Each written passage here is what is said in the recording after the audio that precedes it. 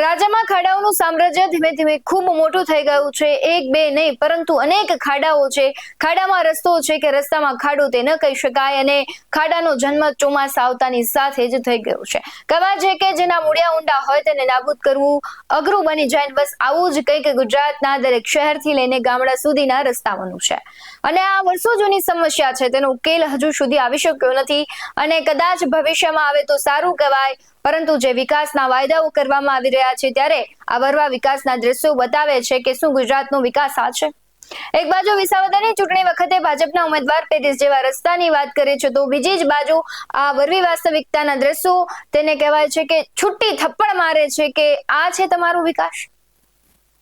Double engine સરકાર છે તો કેમ આવા રસ્તા અનેક પ્રશ્નો થાય છે। લોકોને મૂર્ખ ના બનાવો, બધા બધું જાણે જ છે કે પેરિસ જેવા રસ્તાઓ નથી, રસ્તામાં ખાડા છે કે ખાડામાં રસ્તા તે લોકો નક્કી નથી કરી શકતા। જે લોકો રસ્તા ઉપરથી નીકળે છે કાં તો તેની કમર તૂટી જાય છે કાં ગાડીઓ ખરાબ થઈ જાય છે, પબ્લિક છે નોર્મલ તે કેટલી હાલાકી ભોગવે છે। નમસ્કાર, વાત વિગતવાર સાથે હું ભગવતી વિશાવડિયા।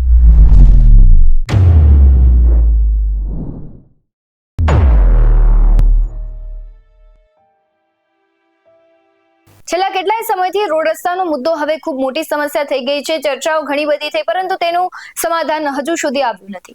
રાજ્યના દરેક નાગરિકો આ સમસ્યાથી પીડાઈ રહ્યા છે। રસ્તા નથી રહ્યા એ વાસ્તવિકતા છે અને સરકાર વિકાસની વાતો કરે છે, માત્ર વાતો જ છે, એ પણ એક અલગ કડવી વાસ્તવિકતા છે। પ્રી-મોન્સૂન કામગીરીના નામે કર્યું શું એ સૌથી મોટો સવાલ છે, કારણ કે સરકાર ગમે એટલા વિકાસના દાવા કરે પણ વિકાસના દાવા નિષ્ફળ દેખાઈ રહ્યા છે। રાજકોટ સહિતના મહાનગરોની હાલત ખૂબ જ કફોડી થઈ ગઈ છે ત્યારે દરેક લોકો રાડો નાખે છે કે આવા રસ્તા હોય। રસ્તાઓની સમસ્યાને લઈને મુખ્યમંત્રીએ બેઠક યોજી અને ખાસ કરીને કોંગ્રેસ આજે રાજકોટમાં વિરોધ પ્રદર્શન પણ કર્યું। આવા વિરોધ પ્રદર્શન, બેઠકો આ બધું જ થશે પરંતુ બદલાતું કંઈ જ નથી। જો બદલાતું હોય ને આવું બધું થતું હોય તો રોજ કરવું જોઈએ, દરેક પ્રશ્નમાં આવું કરવું જોઈએ, વિરોધ કરવો જોઈએ, બેઠકો કરવી જોઈએ અને એના પરિણામો આવતા હોય તો। પરંતુ થાય છે શું, કદાચ સરકાર છે તેના માટે ખૂબ પ્રયત્ન કરતી હોય પરંતુ જે ત્યાંથી જે કડી જોડાવી જોઈએ અને રસ્તાઓ સુધી પહોંચવી જોઈએ, જે વિકાસ કામો થવા જોઈએ તે નથી થતા। તેમાં ખૂબ જ કહેવાય છે કે વાર લાગે છે, થાય છે તો પણ અને થાય છે તો ઘણી વખત તેમાં ભ્રષ્ટાચાર અને કૌભાંડ થતા હોય છે। હવે વાત કરીએ રાજકોટ જેતપુર 6 લેન હાઈવેની તો છેલ્લા 2 વર્ષથી 1204 કરોડના ખર્ચે 67 કિલોમીટરનું કામ ચાલી રહ્યું છે, હજુ પૂર્ણ નથી થયું, જેના લીધે રાજકોટ સહિત સૌરાષ્ટ્રથી જેતપુર અવરજવર કરતા 2.5 લાખથી વધુ લોકો પરેશાન થઈ રહ્યા છે। સપ્ટેમ્બર 2022માં આ માર્ગનું કામ શરૂ કરવામાં આવ્યું હતું અને 2 વર્ષ એટલે કે સપ્ટેમ્બર 2025માં 67 કિલોમીટરના માર્ગનું સંપૂર્ણ કામ પૂર્ણ કરવાનું હતું, જેની જગ્યાએ માત્ર 20 કિલોમીટરનું જ કામ થયું છે। કામગીરી સમયસર પૂર્ણ કરવાની જગ્યાએ તંત્ર દ્વારા સમય અવધિ વધારી જૂન 2026 કરી દેવામાં આવી છે। હાલમાં વરસાદને કારણે રાજકોટ જેતપુર હાઈવે પર ખાડા પડી જતા ભારે ટ્રાફિક જામ પણ સર્જાય છે। આ સાથે બિસ્માર રસ્તાથી અકસ્માતો પણ વધી રહ્યા છે। દરરોજ પસાર થતા અંદાજે 2.5 લાખ લોકોની સમસ્યાને લઈને આજે કોંગ્રેસના વડગામના ધારાસભ્ય જિગ્નેશ મેવાણીની આગેવાનીમાં જનહિત હાઈવે હક આંદોલન સમિતિ દ્વારા કલેક્ટર કચેરીનો ઘેરાવ કરવામાં આવ્યો। હાથ અને માથામાં પાટા બાંધી ભાજપ સરકાર ચોર છે, રોડ નહીં તો ટોલ નહીંના નારા સાથે રેલી યોજવામાં આવીને કોંગ્રેસના કાર્યકર્તાઓએ કલેક્ટર કચેરીએ હોબાળો મચાવ્યો હતો। કેન્દ્રીય વાહન વ્યવહાર મંત્રી નીતિન ગડકરીના પોસ્ટર બતાવવામાં આવ્યા, જેમાં ગડકરીના સ્થાને ગડ્ડા કરી લખવામાં આવ્યું હતું। તમામ લોકોની એક જ માંગ છે કે પહેલા આપો રોડ અને પછી માંગો ટોલ। રાજકોટ જિલ્લા કલેક્ટર ડોક્ટર ઓમપ્રકાશ, જિગ્નેશ મેવાણી, પાલાંબલિયા તથા લાલજી દેસાઈની પ્રતિક્રિયાઓ આવી છે, શું કહી રહ્યા છે તેના પર નજર કરીએ। ઇન્ડિયન રોડ કોંગ્રેસની ગાઈડલાઈન મુજબ 80% કામ પૂરું ન થાય તો ટોલ ટેક્સ ન ઉઘરાવાય। 4 લેનમાંથી 6 લેન બનાવે છે ત્યારે ઇન્ડિયન રોડ કોંગ્રેસની બીજી બહુ સ્પષ્ટ ગાઈડલાઈન છે કે જેવડો રોડ હોય એ પ્રમાણે ડાયવર્ઝન આપવું જોઈએ। 4 લેનનો રોડ હોય તો 4 લેનનું ડાયવર્ઝન આપવું જોઈએ, એની જગ્યાએ સિંગલ પટ્ટીનું ડાયવર્ઝન આપે છે અને એ ડાયવર્ઝનના કારણે થાય છે એવું કે જે 1 કલાકનો રસ્તો જઈ 3.5 કલાકે લોકો પહોંચતા નથી અને એના કારણે પોરબંદર, જુનાગઢ અને ગીર સોમનાથના લોકોને પહોંચવું હોય તો 2.5 કલાક મોડા પહોંચે છે અને એમ્બ્યુલન્સો, દર્દીઓ જે આવતા હોય એ પણ 2.5 કલાક મોડા પહોંચે છે। જ્યારે ઇમરજન્સી કેસ હોય ત્યારે કેટલીક ઘટનાઓ એવી બને છે કે રાજકોટ પહોંચે એની પહેલા લોકો મૃત્યુ પામે છે. આ મૃત્યુ માટે જવાબદાર આ સરકાર છે. જે હર્ષ સંઘવી કહે છે કે કાયદામાં રહેશો તો ફાયદામાં રહેશો, ત્યારે હું આજે હર્ષ સંઘવીશ્રીને કહેવા માંગુ છું કે આ મૃત્યુ જે થાય છે ને એના માટે તમે દરેકના મર્ડર કરો છો. આ લોકો કમોતે નથી મરતા, તમારા કારણે મરે છે. એક્સિડન્ટ થાય છે એના માટે જવાબદાર આ તંત્ર છે. એટલે હર્ષ સંઘવીમાં જો તાકાત હોય ને તો એને ચાહીને કહે, રાજકોટ કલેક્ટરને કહે કે આ નિયમ છે, હર્ષ સંઘવી આગળ ગાઈડલાઈન ના હોય IRC ની તો હું મોકલું અને એને કહું કે આ ગાઈડલાઈન નો અમલ કરાવડાવો, તો ત્યાર પછી તમે કહો કે કાયદામાં રહેશો તો ફાયદામાં રહેશો. રાજકોટનો બહુ જ સળગતો સવાલ છે. રાજકોટ અગ્નિકાંડની પીડિતોની લડત વખતે પણ જોયું કે રાજકોટ શહેર, રાજકોટ જિલ્લો અને સૌરાષ્ટ્રમાં ભારતીય જનતા પાર્ટીનું નેતૃત્વ કેટલું મોડું હોવું જોઈએ. એક 6 લેન રોડ 1.5-2 વર્ષથી પૂરો નથી કરી શકતા. ઢાંકણીમાં પાણી લઈને ડૂબી મરવું જોઈએ. 100 થી વધારે લોકોના, સેંકડો લોકોના માર્ગ અકસ્માતમાં આ રાજકોટ જેતપુર હાઈવે પર મૃત્યુ થયા. કરોડોની કિંમતનું ઈંધણ દરરોજ 3-4 કલાક રસ્તા બ્લોક થવાના કારણે લોકોનું બરબાદ થાય, અનેક માણસોને હાલાકી પહોંચે અને 1.5-2 વર્ષથી પ્રોજેક્ટ પૂરો કેમ થતો નથી? આના માટે વિપક્ષે રોડ ઉપર આવવું પડે કે મીડિયાએ સતત કેમ્પેન કરવી પડે? એ પોતે જ ભારતીય જનતા પાર્ટીએ ઢાંકણીમાં પાણી લઈને ડૂબી મરવાનો વિષય છે. આજે કલેક્ટરને મળીને અમે માગણી કરવાના છીએ. ઇનફેક્ટ મેં હમણાં ટ્વીટ કરીને માનનીય પ્રધાનમંત્રીને વિનંતી કરી છે કે ગુજરાતમાં જ્યાં તમારો રોડ શો થાય ત્યાં રોડ રસ્તા ચકાચક થઈ જતા હોય છે, તો પ્લીઝ મહેરબાની કરીને તમે રાજકોટ જેતપુર હાઈવેનો આંટો મારો, જેથી કદાચ પરિસ્થિતિ સુધરે. આ કરોડો રૂપિયા, 1200 કરોડનું બજેટ અને 150 કરોડ તો તમે ઓલરેડી ઉઘરાવી લીધા. 4th લેન રોડના પણ ઠેકાણા નથી. ડાયવર્ઝન આપીને તમે ચલાવો છો. 4 એમ્બ્યુલન્સ 3 દિવસ પહેલા 3.5 કલાક બ્લોક રહી, અનેક માણસના જીવન જોખમમાં મુકાય. આ બહુ જ શરમની ચિંતાનો વિષય છે.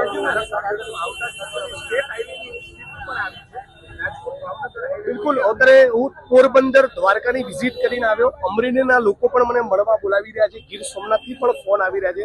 આખા સૌરાષ્ટ્રમાં જાણે કોરમાયું વર્તન હોય એ પ્રમાણેનું સાફ દેખાઈ રહ્યું છે. મારી વાતને ફરી રિપીટ કરીશ કે કચ્છ, આપણે સૌરાષ્ટ્રમાં અને રાજકોટ શહેરને જિલ્લામાં ભારતીય જનતા પાર્ટીનું નેતૃત્વ એ સાવ કોલેપ્સ થઈ ગયું હોય, સાવ બોધું સાબિત થયું હોય.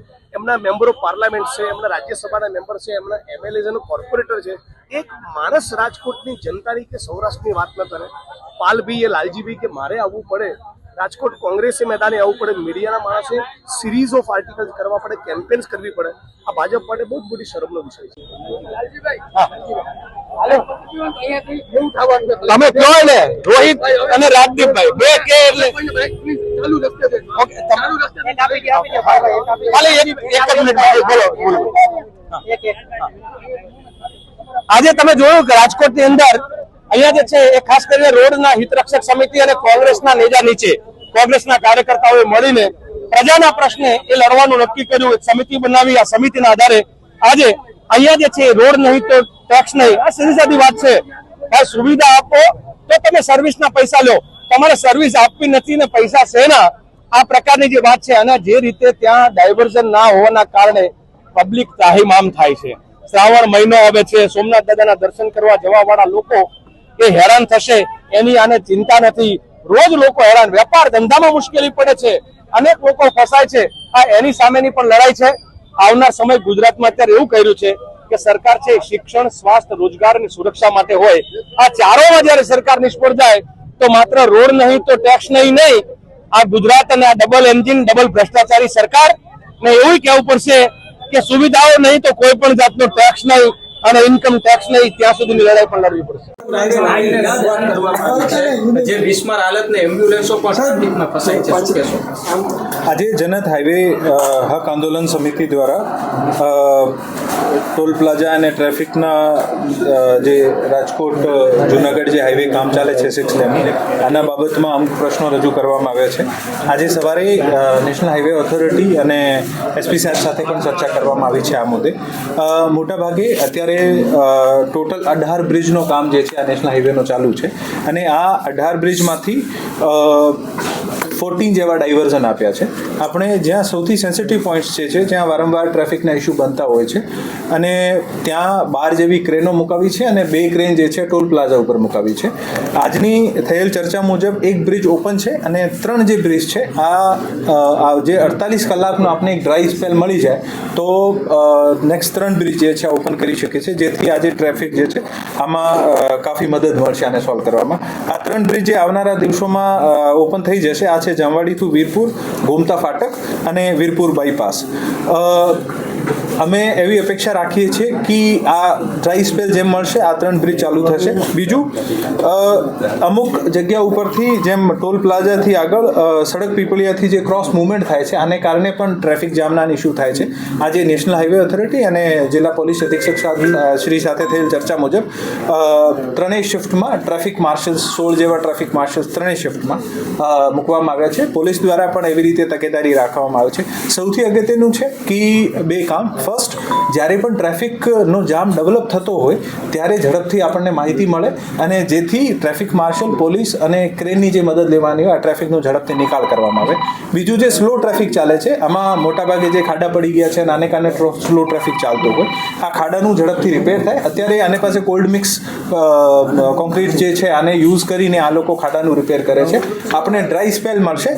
જ્યારે જેને ડ્રાય સ્પેલ મળી જશે ત્યારે બિટુમિનથી આનું જે છે પાકું ટ્રીટમેન્ટ કરવામાં આવશે, જેથી નેક્સ્ટ વરસાદ જ્યારે થાય ત્યારે આ તકલીફ ઓછામાં ઓછી પડે. પીડી અહીંયા છે, અમે નેશનલ હાઈવેમાં યોગ્ય રજૂઆત કરીશું. પીટી જાડેજા અને ચૈતર વસાવાની રાજ્યમાં ખૂબ ચર્ચાઓ ચાલી રહી છે, કારણ કે પીટી જાડેજા છે તેમને ઉપર પણ પાસા હેઠળ તેમને જેલ ભોગવવી પડી રહી છે અને ચૈતર વસાવા છે તેમની પણ ધરપકડ કરવામાં આવી છે. બંનેની ધરપકડ થઈ છે ને આ બંને એવા મુદ્દાઓ છે જેને લઈને હાલ આખા ગુજરાતમાં અનેક ચર્ચાઓ અને વિરોધ થઈ રહ્યા છે.